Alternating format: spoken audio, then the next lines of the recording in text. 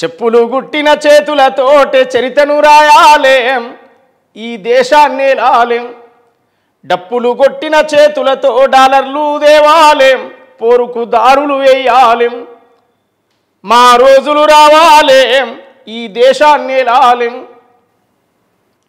గొర్లను బర్లను గాసే పోరలు చదువుకు పోవాలేం శాస్త్రవేత్తలు కావాలేం బండలు కొట్టే ఒడ్డరోళ్ళు ఇంజనీర్లు కావాలేం ప్రాజెక్టులు కట్టాలేం కాలి నడకన పోయేటోడు గాలి మోటార్ ఎక్కాలేం ఏరోప్లేను నడుపాలేం మా రోజులు రావాలేం ఈ దేశాన్ని లాలేం అంటారా నీ బిడ్డలు ఆంగ్ల భాష నేర్వాలేం అందనంత ఎత్తుకు ఎదుగాలేం బుద్ధుడు పూలే అంబేద్కరులే మార్గం కావాలేం మమతల స్వర్గం రావాలేం మా రోజులు రావాలేం కామన్ విద్య విధానము అమలు కావాలేం ఒక మంత్రి కొడుకు పేదోని కొడుకు ఒక బల్లే చదవాలేం మా రోజులు రావాలేం ఈ దేశాన్ని లాలేం చెప్పులు గుట్టిన చేతులతోనే చరితను రాయాలేం ఈ దేశాన్ని లాలేం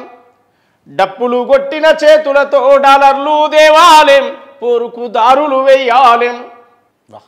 అన్నా అంటే ఒక్కొక్కసారి కొన్ని పాటలు వింటూ ఉంటే మనసు కలిసి వేస్తూ ఉంటుంది, అంటే దుఃఖమే వస్తుంటుంది.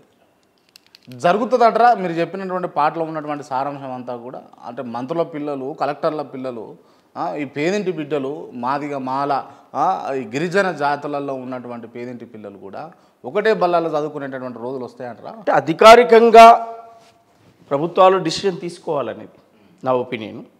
కొన్ని సందర్భాల్లో ఉపాధ్యాయులు చదువు చెప్పే బళ్ళలోనే పిల్లలు కూడా తీసుకొచ్చి చదువు చెప్తున్నారు. ఆదర్శవంతమైన ఉపాధ్యాయులు కొంతమంది నా పిల్లల్ని ఇంకొకరికి ఎందుకు పంపాలి, నేను బయట పిల్లలకు చదువు నేర్పుతున్నా కదా, నా పిల్లలు కూడా అక్కడే నేర్పుతా అని చెప్పి తీసుకుపోయే వాళ్ళు ఉన్నారు. మనం అక్కడక్కడ వార్తల్లో చూసినాం, చదివినాం. అందువల్ల ప్రభుత్వమే ఒక పాలసీ తేవాలి, కామన్ విద్య విధానం అనేటువంటి ఒక పాలసీని తీసుకురావాలి ప్రభుత్వం అనేది నా ఒపీనియన్. అందువల్ల అందులో ఆ లైన్ అట్లే చూసుకుంటూ చెప్పుకుంటూ వచ్చేటప్పుడు కుమ్మరి సాకలి మంగళిం కుమ్మరి కమ్మరి గౌలల్లు లా పట్టా పొందాలేం వీళ్ళు జడ్జిలు కావాలేం అనగారిన పిల్లలు ఐఏఎస్లు కావాలేం ఐపీఎస్లు కావాలేం మా రోజులు రావాలేం ఈ దేశాన్ని లాలేం. ఇది నా స్లోగన్. ఎస్సీ ఎస్టీ బీసీ మైనార్టీతో పాటు అగ్రకులాల్లో ఉన్న పేద వర్గాలకు కూడా ఒక సామాజిక సమానత్వం జరిగేది. బాబాసాహెబ్ ఇచ్చినటువంటి అంబేద్కర్ ఇచ్చినటువంటి రాజ్యాంగ ఫలాలు ఈ అన్ని కులాలకు అన్నదమ్ముల్లాగా వాటాలు వచ్చేటువంటి భాగాలు పంచుకోవాలి. వీళ్ళు సమస్యలు వచ్చినప్పుడు ఐక్యంగా కలిసి ఉండాలి. ఆ తర్వాత ఎవరి కుటుంబం ఎవరి పిల్లలు వాళ్ళగా జీవితాలు బతకాలి.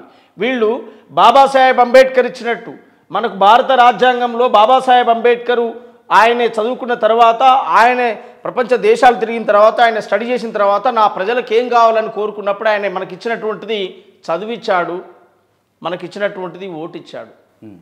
ఈ చదువుకొని నువ్వు ఐఏఎస్ అవుతావా, ఐపీఎస్ అవుతావా, డాక్టర్ అవుతావా, ఇంజనీర్ అవుతావా, నువ్వు చదువుకో, నీకు సామాజిక సమానత్వం వస్తుంది. సామాజిక సమానత్వంతో ఆర్థిక సమానత్వం వస్తుంది. నువ్వు సమాజంలో గౌరవించబడతావు. నువ్వు కలెక్టర్ అయినప్పుడు కలెక్టర్ అయిన మాది అయినా, ఆయన మాల అయినా, ఆయన డక్కల అయినా, చాకల అయినా, కుమ్మరైనా, కమరైనా అని చూడరు. కలెక్టర్ అని చెప్పి సార్ అని దండం పెడతారు. అందువల్ల నీకు సామాజిక సమానత్వం వస్తుంది. దాంతోపాటు నీకు సమాజంలో గౌరవం వస్తుంది, నెలకింత శాలరీ వస్తుంది, నీకు ఆర్థిక సమానత్వం పెరుగుతుంది. ఓ కారు వస్తుంది, ఓ బంగ్లా వస్తుంది. నిన్ను గూడెంలో గుడిసెల్లో చూసినటువంటి ప్రజలు ఒక్కసారి ఆఫీసర్గా చూసినప్పుడు అది ఏ కులమైనా పర్వాలేదు వచ్చి నీకు దండం పెట్టి మోకరిల్లుతారు. అది రావాలంటే చదువుకోమని చెప్పాడు. లేదా ఇగో ఓటిస్తున్నా, ఈ ఓటు అనే ఆయుధాన్ని ఇస్తున్నా, ఈ ఓటు అనే ఆయుధంతో నువ్వు కూడా రాజ్యంలోకి పో, నువ్వు కూడా ఎమ్మెల్యేవో, ఎంపీటీసీవో, సర్పంచ్వో, జెడ్పీటీసీవో, వార్డు మెంబర్వో, పార్లమెంట్ మెంబర్వో కా. అప్పుడు నువ్వు కూడా అందరితో పాటు సమానంగా ఓ ఎమ్మెల్యేతో సమానంగా ప్రోటోకాల్ వస్తుంది, నీకు ఎంపీతో సమానంగా ప్రోటోకాల్ ఉంటుంది. నీకు ఆ కుర్చీ ఆడేస్తారు. పలాని ఎంపీ పలాని ఎంపీటీసీ మాల ఆయన రా, ఆయన తీసి కింద కూర్చోబెట్టు, పలాని ఆయన మాదిగా ఆయన రా, ఆయన తీసి పక్క కూర్చోబెట్టు, ఎవరు చెప్పాడు.